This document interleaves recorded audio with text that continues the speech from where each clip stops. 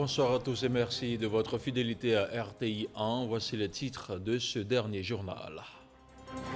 Présent parmi une pléthore d'autres responsables africains dans le cadre de la rencontre des entrepreneurs francophones à Paris, le Premier ministre Patrick Achi a présenté ce mardi les opportunités d'investissement qu'offre l'économie ivoirienne aux entreprises étrangères. C'était au cours d'une rencontre organisée par le MEDEF. Des véhicules flambant neufs et des motos pour le corps préfectoral, ces engins leur permettront de renforcer la surveillance de nos frontières terrestres. Ce don du chef de l'État vient renforcer les capacités de mobilité de nos forces de défense et de sécurité. Puis le 27e congrès de l'Union postale universelle jette déjà les bases de ses prochaines assises. Elles se tiendront aux Émirats arabes unis en 2025. On en parle dans quelques instants dans cette édition avec notre reporter Cheikh Koné. Voilà pour les titres. Merci de regarder RTI 1. Ce mardi 24 août, il s'est ouvert à Paris un forum dénommé la rencontre des entrepreneurs francophones, le REF. Un forum initié par le mouvement des entreprises françaises, le MEDEF, et qui entend apporter des réponses à la valorisation des économies francophones. La rencontre voit la participation de plusieurs entrepreneurs ivoiriens, un rendez-vous auquel participe le Premier ministre Patrick Achi, que je vous propose d'écouter.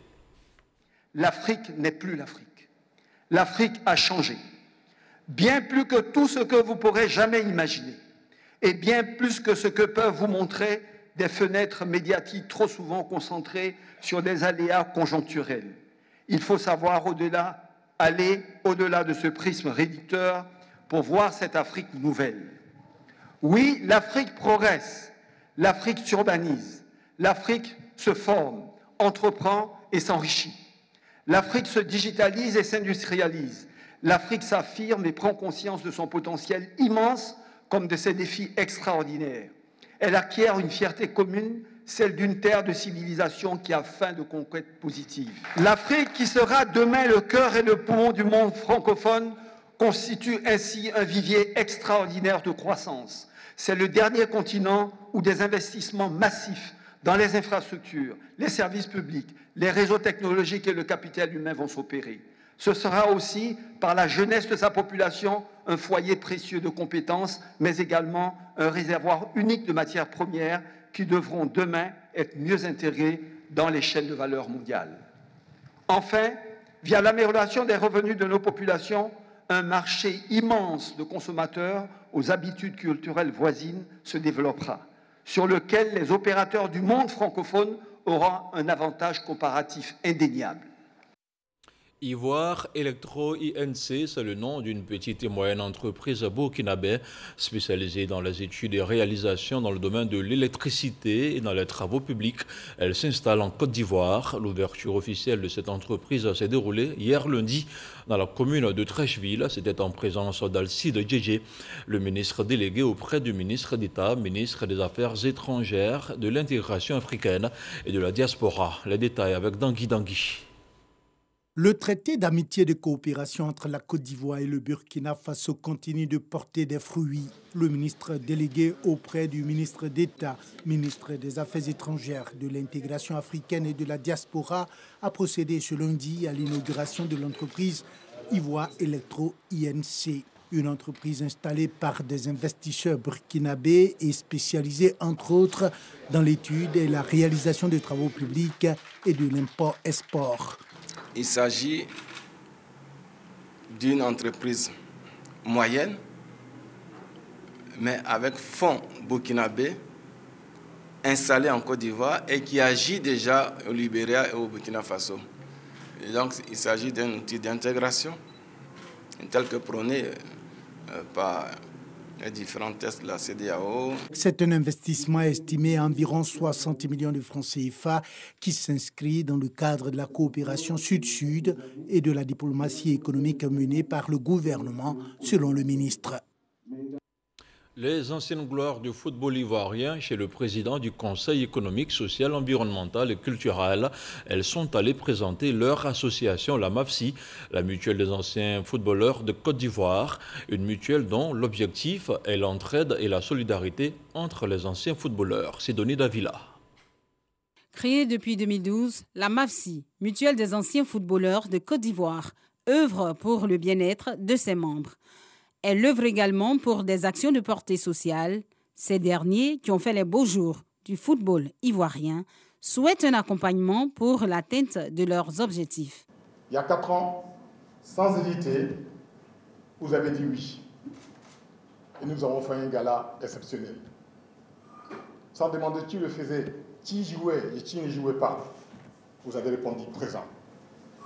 Aujourd'hui, par ma voix, nous voulons te réitérer et vous dire merci encore une fois de plus. Nous sommes des anciens combattants. Aidez-nous à continuer et aidez-nous à continuer à bien vieillir. Un tableau, un fanion et un maillot personnalisé, Aka Awele, le président du SESEC, a été distingué membre d'honneur à l'issue de cette rencontre par les anciennes gloires. Je suis particulièrement heureux aujourd'hui de les recevoir en considération de ce que le football est essentiel pour créer la solidarité, pour créer l'amitié au moment où la Côte d'Ivoire est engagée dans la réconciliation, dans la cohésion. Je crois que leur visite répond à cette vision, à cette préoccupation des Ivoiriens. Avec eux, nous sommes mis d'accord pour que nous établissions des relations, je dirais, de partenariat. Nous allons pouvoir continuer à collaborer et tout cela, ce serait au bénéfice des populations. Parmi la centaine de conseillers au SESEC, on note la présence d'un footballeur. Il s'agit de l'ancien buteur vedette des éléphants de Côte d'Ivoire, Ben Badi. La mutuelle des anciens footballeurs de Côte d'Ivoire, MAFSI, salue et s'honore de ce choix.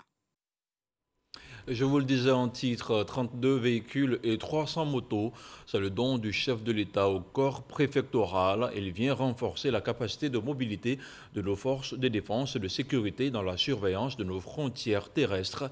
La remise officielle s'est déroulée à l'École nationale de police d'Abidjan. C'était en présence du ministre de l'Intérieur et de la Sécurité, le général Wagondo Diomandé. Le reportage d'Abou Sanogo.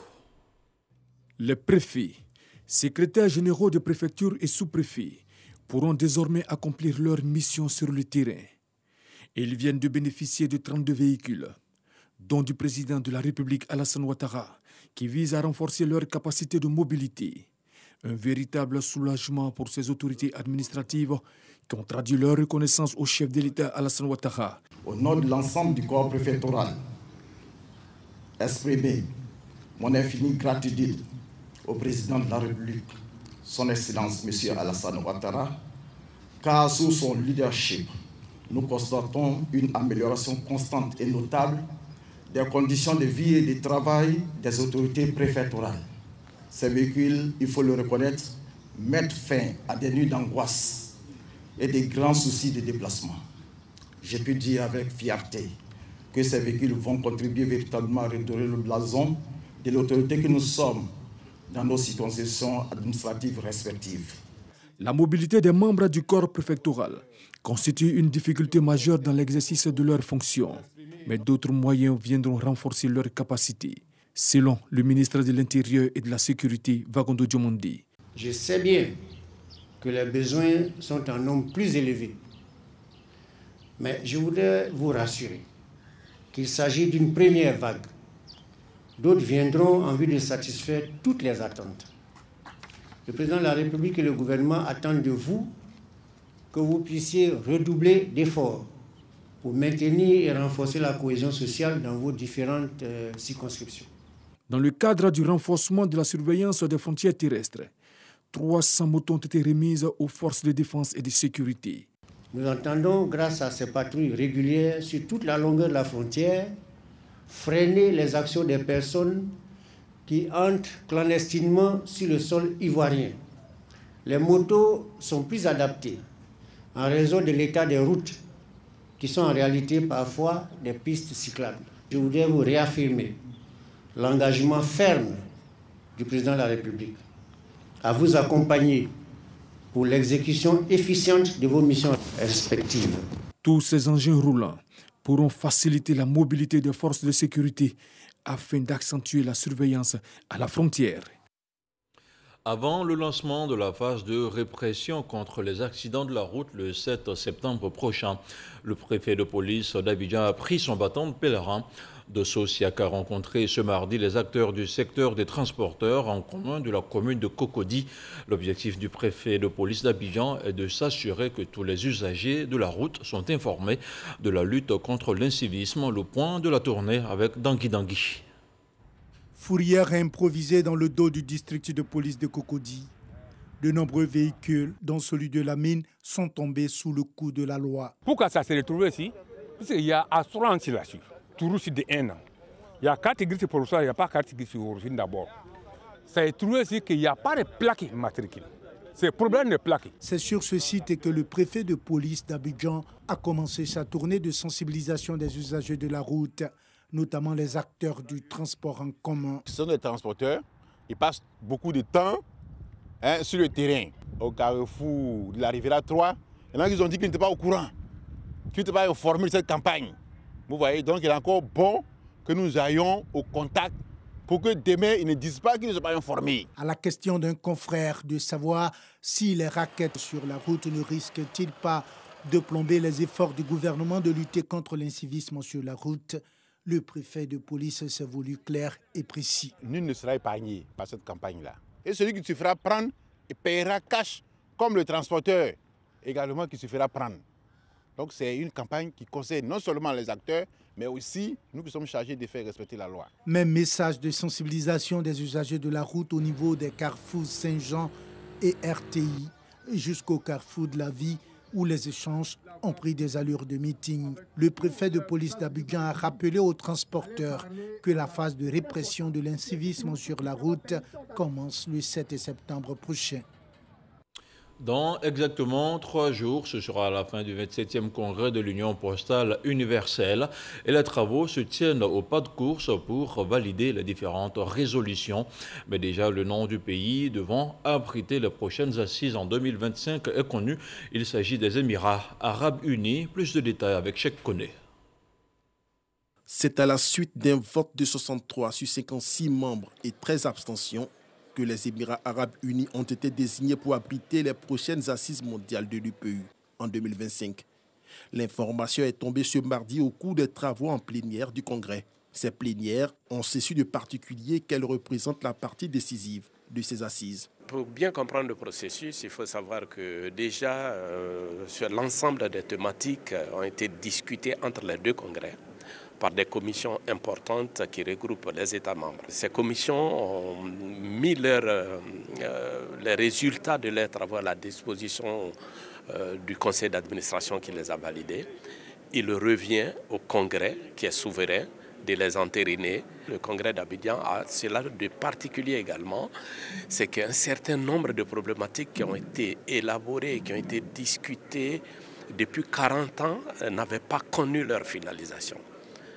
Et l'ambition du Congrès d'Abidjan, c'est effectivement de tourner une page et de finaliser tout cela. Au total, 256 recommandations et décisions discutées dans les commissions ont été portées en plénière, l'instance suprême du Congrès. Au nombre d'entre elles, les questions des frais terminaux, les contributions des 192 pays au bon fonctionnement de l'organisation, le financement des activités qui vont accompagner la stratégie d'Abidjan sur les 4 prochaines années, mais surtout la menace du retrait des États-Unis des instances de l'UPU. Les États-Unis, c'est un très très grand pays, mais aussi l'un des plus gros contributeurs au niveau de l'UPU. Évidemment, il y a des questions, comme on l'a dit, qui n'ont pas forcément les mêmes intérêts qu'on soit d'un pays nanti, développé comme les États-Unis, ou un pays moins nanti. Heureusement, comme cette union sait le faire, il y a eu la marque de la solidarité, du consensus. Et les États membres sont arrivés à un consensus. Les États-Unis sont bel et bien membres de l'Union postale universelle. Demain, mercredi, s'ouvre l'élection des nouvelles instances dirigeantes. Au cours des travaux en plénière, l'option d'un format hybride, c'est-à-dire en virtuel et en présentiel, a été arrêté. Ce format donne la possibilité aux délégués absents de voter en virtuel, mais dans les commissions. Concernant les votes à bulletins secrets, il s'agira uniquement de votes en présentiel. Au regard des enjeux, environ 900 votants sur les 2400 délégués ont effectué le déplacement d'Abidjan. Et en marge des assises du 27e congrès de l'Union postale universelle, le timbre du hub philatélique africain a été dévoilé ce mardi. C'était en présence du ministre Roger Félix Adom et de l'ambassadeur du Maroc en Côte d'Ivoire. Plusieurs pays membres de ce hub ont reçu des prix à la faveur d'un concours philatélique. Le compte-rendu de Cheikh Koné qu'on retrouve encore une fois. C'est fait, le timbre du hub philatélique africain est dévoilé, un symbole qui matérialise l'ambition des 12 postes africaines, dont la Côte d'Ivoire, le Maroc et le Niger. L'innovation ici, c'est que nous n'allons pas rester dans l'activité classique du thème physique, parce que l'idée c'était d'évoluer. Et donc la mise en place du hub philatélique africain s'entend de mettre en place donc, un dispositif de vente de thèmes via une plateforme de e-commerce qui est une innovation. Donc désormais, les postes africaines, via le hub philatélique, vont vendre des thèmes électroniques à nos usagers ou à nos clients pour montrer que nous avons fait justement le mix du physique et du digital. Cette plateforme dotée d'une option de paiement en ligne des timbres est hébergée au Maroc, pays membre du hub, mais surtout partenaire technique dans ce projet intégré. L'ambassadeur du Maroc en Côte d'Ivoire salue cette innovation qui permet à la poste africaine de se réinventer. Aujourd'hui, il y a un pas supplémentaire qui va être franchi et qui sera franchi avec la digitalisation, le e-commerce, etc., qui donnera un nouveau souffle à tout ce monde. À la faveur de ces assises de l'UPU, 20 pays africains ont manifesté le désir de rejoindre le hub philatélique, au grand bonheur des autres pays membres. Au cours de cette cérémonie, les lauréats du concours philatélique ont été dévoilés. Il s'agit du prix d'or du meilleur timbre remporté par le Sénégal et le prix d'or des meilleures ventes de timbres remporté par le Maroc. Une visite des expositions des timbres postaux suivie d'une visite des stands effectuée par le ministre Adom Félix a clôturé la cérémonie. Autre chose à présent, la 48e session ordinaire du comité interparlementaire de l'UEMOA s'est achevée à Lomé, au Togo. Pendant 10 jours, 40 députés de l'espace ont porté la réflexion sur le rôle des parlementaires dans la transposition des directives communautaires dans l'espace UEMOA. L'achèvement de la chambre consulaire régionale était également au cœur des échanges à Boussanogo. Les travaux de la 48e session ordinaire du comité interparlementaire de l'UEMOA, CIP-UEMOA, organisée autour de la thématique du rôle des parlementaires dans la transposition des directives communautaires dans les États membres de l'Union, se sont achevés à Lomé, la capitale du Togo. Cet esprit grandeur de doter la chambre consulaire d'un outil de travail à l'image de la vision que nous avons pour l'intégration et aussi pour sa rigueur dans la gestion des deniers publics. Nous demandons à la Commission de regarder comment relancer la reprise des travaux afin que ce chantier qui a connu un grand retard puisse voir la fin des travaux au grand bonheur de la communauté. Le statut juridique du CIP-UEMOA et la transition vers l'installation du Parlement étaient au cœur des 10 jours d'échange, de même que des questions d'ordre budgétaire, l'examen et l'adoption du programme d'activité pour l'année 2021. Les participants ont été invités à consolider les relations économiques entre les 8 États membres de l'UEMOA. Cet organe pourra réellement contribuer à la solidarité et au développement des actions de l'UEMOA. Nous allons faire de notre mieux pour représenter de façon digne notre pays, la Côte d'Ivoire, au sein de cet organe. Une volonté affichée et qui devrait aider le CIP-UEMOA, organe de contrôle et de proposition, à gagner des batailles, à l'effet d'aider la commission de l'UEMOA à être efficace au service des nations et des peuples. On change maintenant de sujet et on fait le point de la situation de la Covid-19 au 24 août.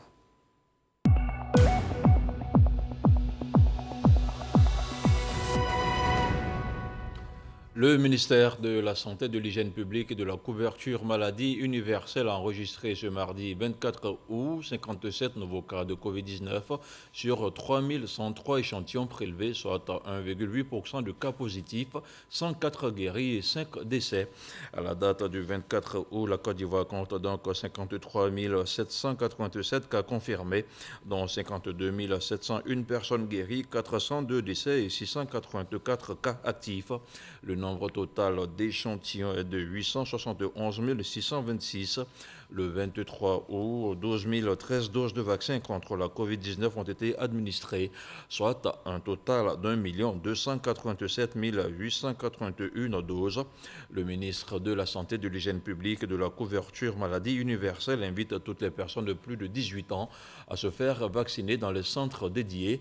Il rappelle que la vaccination contre la COVID-19 est gratuite et volontaire. L'ex-chef d'État tchadien Hissène Habré est décédé ce mardi 24 août des suites de la Covid-19. Il était âgé de 79 ans. Il avait été hospitalisé fin août à Dakar, au Sénégal, où il purgeait sa peine de prison à perpétuité après avoir contracté la maladie. Condamné à perpétuité, ces années de pouvoir sont marquées par de nombreux crimes. Une commission d'enquête après sa chute parle de quelques 40 000 morts. Le secrétaire d'État chargé du logement social était récemment dans la sous-préfecture de Nzikri-Zessou. Kofi Nguessan Lataye avait pour mission de prôner la paix et la cohésion sociale. C'était au cours de la cérémonie d'intronisation du 8e chef du village de Kati-Plinou. Une correspondance de Soro Corona. Le vivre ensemble et la cohésion sociale comme ciment de la stabilité et le développement de la Côte d'Ivoire. Deux vœux chers au président de la République Alassane Ouattara, partagés par le secrétaire d'État chargé du logement social aux populations de la région d'Inzi. Lataye Kofi Nguessan était le parrain de la cérémonie d'intronisation du 8e chef du village de Kati-Plinou, sous-préfecture de Nzikri-Zessou. Demandant à mes frères et sœurs de Kati-Plinou de s'unir pour accompagner les chefs et surtout éviter tout ce qui crée la désunion et qui empêche la cohésion. Les différents intervenants ont appelé les populations ivoiriennes à toujours cultiver la paix et la cohésion, toutes choses qui ont permis au pays de connaître un développement harmonieux dans tous les domaines. Encourager les populations à rester soudées autour du chef qu'ils ont eux-mêmes choisi afin de développer la paix à l'intérieur de Kati-Plinou et appeler ainsi la paix aussi autour de Kati-Plinou. Tous nous leur avons donné le conseil de s'unir autour du chef pour que Kati-Plinou puisse avoir un développement meilleur. Les filles et fils de Kati-Plinou s'engagent à travailler afin de faire de leur village un havre de paix. Tous ont décidé de se rassembler autour du nouveau chef. C'est l'injustice qui envoie le désordre. Si le chef prône la justice, nous on ne fera que le soutenir. Lataye Kofi Nguessan a mis en mission les têtes couronnées au cours de cette cérémonie d'intronisation, celle de prôner la paix et la cohésion sociale dans tous les villages de la région d'Inzi. On reste à l'intérieur du pays avec la ministre de la Famille, de la Femme et de l'Enfant qui était à Odiéné. Nassene Batouré a mis à profit la 3e réunion ordinaire du conseil municipal de la localité pour offrir des kits alimentaires aux populations. Une action qui s'inscrit dans la mise en œuvre de la politique sociale du président de la République Alassane Ouattara. Le reportage d'Issa Chonayo. Intensifier et mettre en pratique la politique sociale quinquennale du président de la République Alassane Ouattara dans la région du Kabadougou. C'est la préoccupation de Nassene Batouré, ministre de la Famille, de la Femme et de l'Enfant. Par ailleurs, maire de la commune d'Odiéné. Elle a mis à profit sa réunion du conseil municipal pour distribuer des kits alimentaires aux personnes vulnérables de la région. Le président Alassane Ouattara a mis ce mandat sous le sceau de la solidarité, de l'union, de la paix et de la cohésion à travers le PNOV qui est un programme du ministère de la Femme, de la Famille et de l'Enfant. Nous agissons aujourd'hui envers les femmes les plus vulnérables, les enfants les plus vulnérables. Ces dons sont donnés dans ce cas et ce n'est pas simplement ici à Odiéné, c'est sur toute l'étendue du territoire national que ce programme est effectué. Autre temps fort de l'agenda de la ministre à Odiéné, c'est le dépistage gratuit du diabète, permettant ainsi aux populations de connaître leur taux de glycémie. L'opération est énorme parce qu'il faut dire que tout le monde est malade et vraiment les moyens font défaut pour faire les consultations et autres. Donc du coup, quand on entend qu'il y a une consultation gratuite, on préfère venir savoir ce qu'on a dans le corps. Pour le personnel de la santé, ce genre d'action doit être encouragé. Les maladies métaboliques, c'est les maladies qui viennent directement du sang, qui sont liées au sang. Et c'est ce que nous mangeons qui provoque ces maladies-là. On nous dit que ces maladies ne guérissent pas. Elles guérissent. Parce que c'est de savoir corriger ton régime alimentaire. C'est des maladies qui viennent par l'alimentation. C'est l'alimentation aussi qui peut guérir. Donc si tu acceptes de changer ton comportement alimentaire, tu vas recouvrer la santé. Au cours de cette opération, les populations ont bénéficié du conseil du corps médical afin d'avoir une alimentation équilibrée. Cette journée, la ministre Nasseneba Touré a pris fin au stade Mamadou Koulibaly d'Odiéné avec la finale du tournoi de football portant son nom. Toujours à l'intérieur du pays, la commune de Madinani a bénéficié récemment d'un plan d'urbanisation et d'une ambulance avec l'appui du BNET et du ministère de la Santé, de l'Hygiène publique et de la couverture maladie universelle. Ces actions de développement enclenchées par l'État de Côte d'Ivoire pour ce chef-lieu de sous-préfecture visent à améliorer le cadre de vie et le bien-être des populations de la région du Kabadougou. Le commentaire de Jean-Marc Hadjadji. Un plan stratégique d'urbanisation pour la ville de Madinani dans la région du Kabadougou. Ce programme, sous forme d'un document de référence, va permettre d'identifier les actions à déployer pour doter cette localité d'infrastructures modernes. Produit par le Bureau national d'études techniques et de développement BNET, ce projet implique la participation des élus et cadres locaux. Dans cette logique de soulager les malades de Madinani, le ministère de la Santé, de l'Hygiène publique et de la couverture maladie universelle équipe l'hôpital général d'une deuxième ambulance. Un véhicule 4x4 adapté aux réalités structurelles de la sous-préfecture et qui renforce ainsi les capacités de mobilité de ce centre de santé. Une action de portée sociale saluée par tous. Un des éléments dans le sens, c'est de donner la possibilité de facilitation de transport ou de déplacement ou même de transfert de malades. D'où la nécessité pour nous d'avoir quand même une seconde ambulance, car il y a effectivement une, mais qui s'avère insuffisante par rapport à la demande. Les autorités nous ont bien compris, ils ont suivi nos requêtes et ils ont bien voulu donner une suite favorable. Nous sommes particulièrement heureux de cela. Le plan d'urbanisation et la remise des clés de la nouvelle ambulance de Madinani symbolisent un nouveau départ pour le bien-être des 40 000 habitants du département. Retour à Abidjan du 14 au 16 août dernier, il s'est tenu à la Grande Mosquée de la Riviera-Golfe la première édition des Journées culturelles de la femme tidjanite. À l'occasion, des stands ont été érigés dans la cour de la mosquée pour vendre des produits et des services. Une première dans le monde musulman selon notre reporter Franck Quadio. Elles sont venues des différentes communes d'Abidjan pour prendre part à cette cérémonie. Nous sommes à la première édition des Journées culturelles de la femme musulmane tidjani. La femme musulmane n'est pas celle qui est voilée parce qu'elle est sous le joug de l'autorité de son mari qui ne veut pas qu'elle sorte, etc., etc. On peut être musulmane, voilée, entrepreneur. Et donc, pour joindre dans l'acte à la parole, nous avons invité des femmes à venir montrer ce qu'elles savent faire. Et en plus, nous avons invité des femmes qui ne sont pas musulmanes pour montrer l'ouverture de l'islam sur les autres.